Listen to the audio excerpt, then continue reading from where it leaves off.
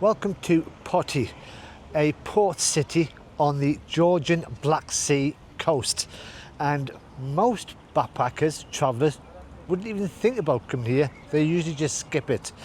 But I'm going to have a little wander around to show you why you should be here, because I'm going to be starting here, this little beauty behind me, the cathedral, and walking all the way down to the lighthouse and just showing you the sights, the sounds of the city. And this is Potty Cathedral, officially called the Cathedral of the Nativity of the Virgin Mary. Built in 1906 during the Russian Empire, and this is modelled on the cathedral in Istanbul, the Hagia Sophia. Now, usually I would try and walk in to any church, but there's a wedding going on at this moment. There's people walking in and out, and I don't want to upset the bride.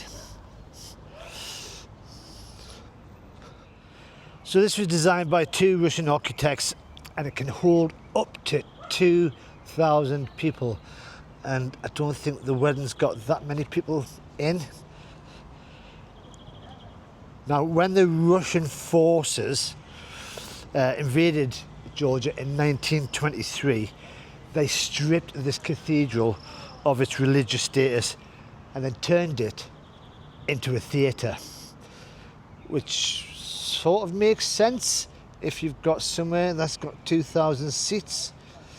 And after the collapse of the Soviet Union and Georgia gained its independence, this building was reconsecrated in 2005 and then restored back to the Georgian Orthodox Church. Now there's people going in and out. I've never seen a Georgian wedding before. Do you think I'd be allowed to go in?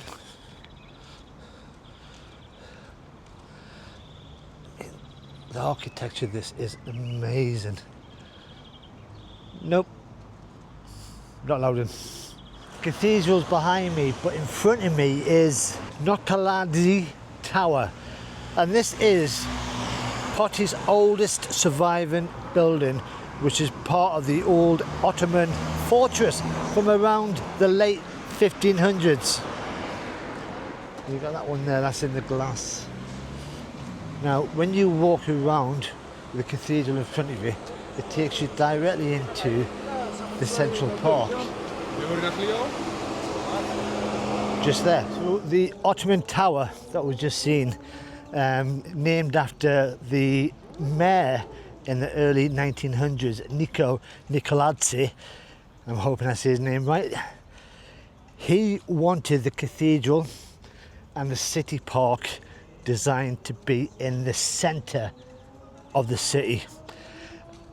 And as you walk around, it's more like a botanical garden than a city park. So many different trees, shrubs, plants. It's beautiful.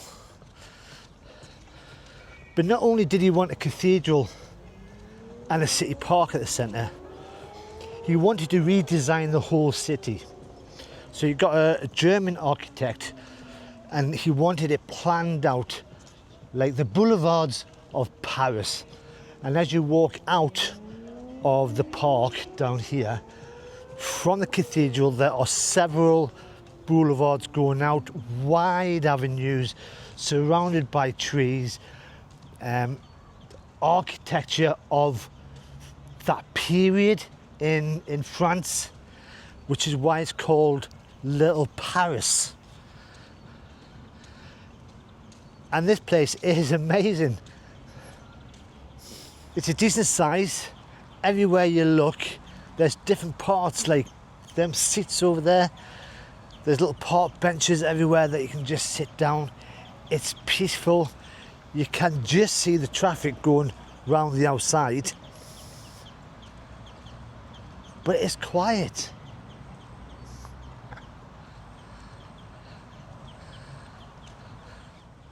And I would go around and show you the rest of the park, but unfortunately there's someone right over there that's blasting music out that you could hardly think. But I'm going to have a wander outside of the park just to show you some of the original buildings, because this place has hardly changed since it got rebuilt. beautiful. And I've just found out the name of the German architect Edmund Frick. So he's the one that designed it. Nico was the one that said, let's do it. One of the reasons that a lot of people won't come here is because it is a port city, and it's the third largest port in Georgia.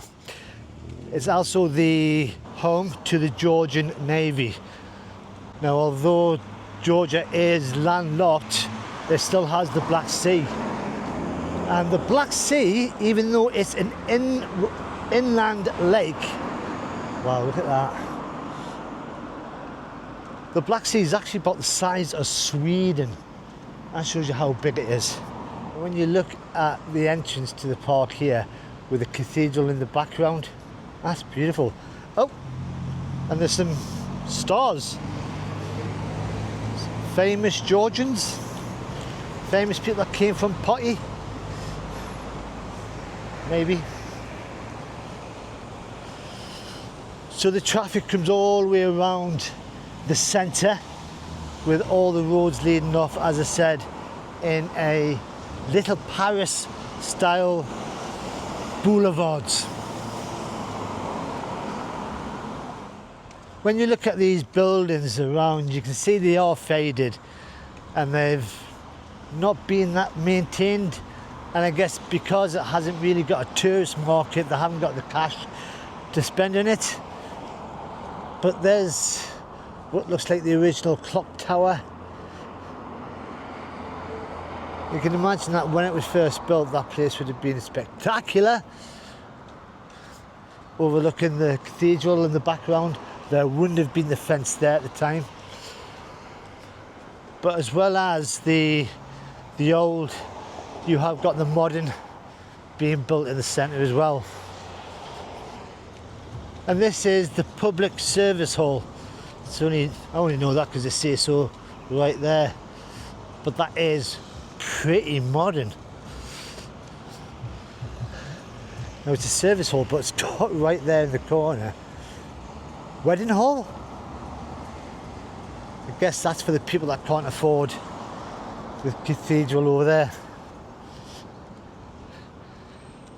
Now, as I came in city, across the road is a statue, and you probably go, no, there's not, just lots of trees. Can we get a close up? So it's just there.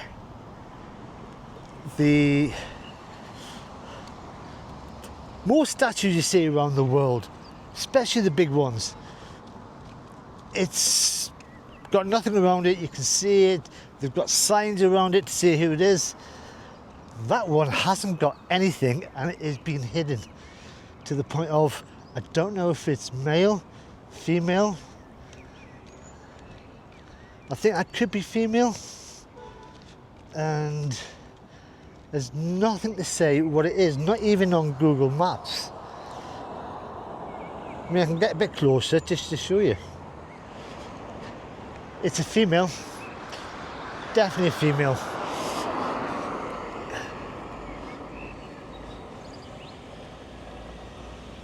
But there's nothing to say what it is.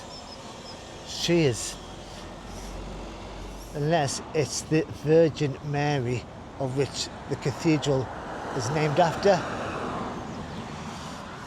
So I've just come across the road to this very small park, and I've just seen this memorial, and it's a memorial honouring the local casualties of the 2008 war, often referred to as the 5-Day War between Georgia and Russia, when Russia came across and tried to take over the naval port. Wow. In fact, it's not really that small, it's quite big. So this takes you towards the river. In fact, let's go across the bridge. So this is the bridge guarded by lions. And this bridge goes over the Rioni River, which is the longest river in Georgia. And here it is. Now I saw this as I came over earlier, and it looks like a shipwreck. Get round to the other side of it, further down. It's a restaurant, but it looks like one of the old boats from the 17th century. Wow.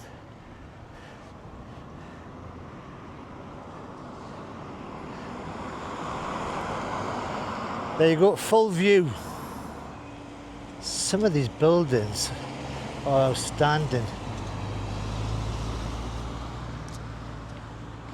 but there's nothing to say what they are, what they were.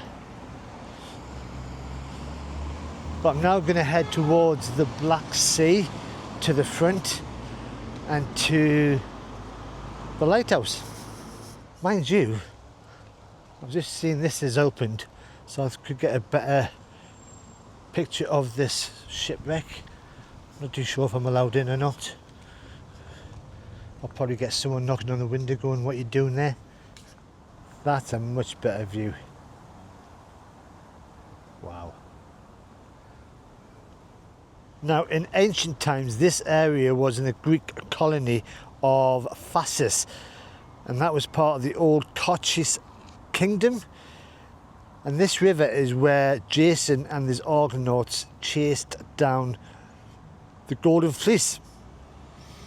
So basically, I'm right in the middle of a myth.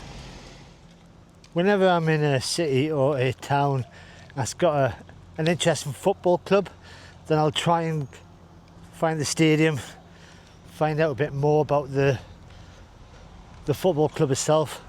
More importantly, I'll try and get into the stadium without getting caught. They've left the gates open, so I want to have a walk in. So this is Fasisi Stadium, and this is home to FC Colchetti 1913 Potty, and it sits 6,000 to 7,000 people. Wow. Didn't realise that I'd be able to get in this easy. I am getting followed by a dog. Oh, he's disappeared now. So the team itself is one of the oldest in Georgia. Oh, someone's sorting the pitch out. And that pitch looks actually decent. There's floodlights everywhere. So the team was formed in 1913. And they only made it back into the top league this season, but unfortunately out of 10 teams they're 9th, so there is a chance they're going to go back down because their home form is a bit patchy. But it's another stadium that I've managed to sneak into. I'm quite happy with that. I think it's time to take some Instagram pictures. And this is the final stop, and it is Poti Lighthouse. It is the oldest lighthouse on the Black Sea, and it's big. And I just asked the guards at the front, "Can I go in?" And he went, "Yeah, of course you can." So this was built in England by Easton Amos and Sons engineers, London, in 1862. And then what they did was they put it all together like one big Lego block and sent it over in pieces to be built over here. Now as you walk in, oh, I'm just dreading is the the stairs. There's no lift, so it's going to be a long way up. Oh, it looks like a museum as well. So I think with modern technology, it's no longer in service, but I'll see you at the top. I'm at the top. Oh my God, I took 2 rest stops on the way up, but this is the view. Right, there is a net going round. Let's try and get over it. So that is the city of Poti, that's the river that I went over earlier on, And there is the Black Sea. And when you think how big the Black Sea is, there's actually 8 countries that go round it, including Russia and Ukraine. Wow, it's crazy. And I did pass this graveyard earlier on, walking to the lighthouse, and every single grave has got a picture or image of the person who's buried there, which I found really interesting. And in the background you've got the 3rd largest port in Georgia. Wow. You can just see in the background the stadium where I've just been.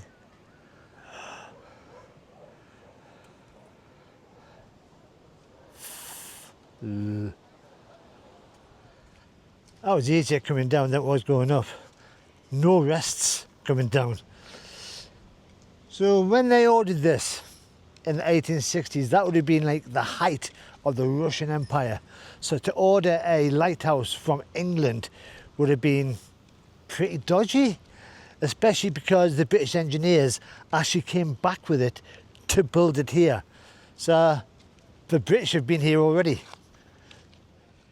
This city has totally surprised me. Poti is somewhere that I never thought I would actually really enjoy. It's been fascinating to go around, and I am really surprised at the lack of tourism in this place. As I said earlier, probably because of the port that's down there will put people off thinking it's an industrial city, but it's not. You know, the lighthouse, even the stadium, the cathedral, I've not seen everything, and it's a shame because I've got to go tomorrow. And the reason for that is, one, there is no cheap hotels, hostels in this place. The one I stayed at last night was £16 a night. Unfortunately, I could only stay for one night, and the one I'm staying in tonight is £28 a night, which is probably the most I've spent on any place since Guatemala. That was 3 years ago. So, and the second reason is I'm going to the last bit of clothing. I need to do some laundry, and there's no laundrettes around here. I've checked. So I'm leaving tomorrow morning. I'm going to head up further along the coast. I know where I'm going, but I can't remember the name of it. That's my life. So if you've enjoyed this video, and I hope you have, because I've thoroughly enjoyed doing it, then all you got to do is press that like button. If you want to see where I'm going tomorrow, and it'll probably come to me in the next sort of 10 minutes, then all you got to do is subscribe. But until the next time, I've been walking all day. I'm knackered. I'm off to the apartment. Bye bye for now.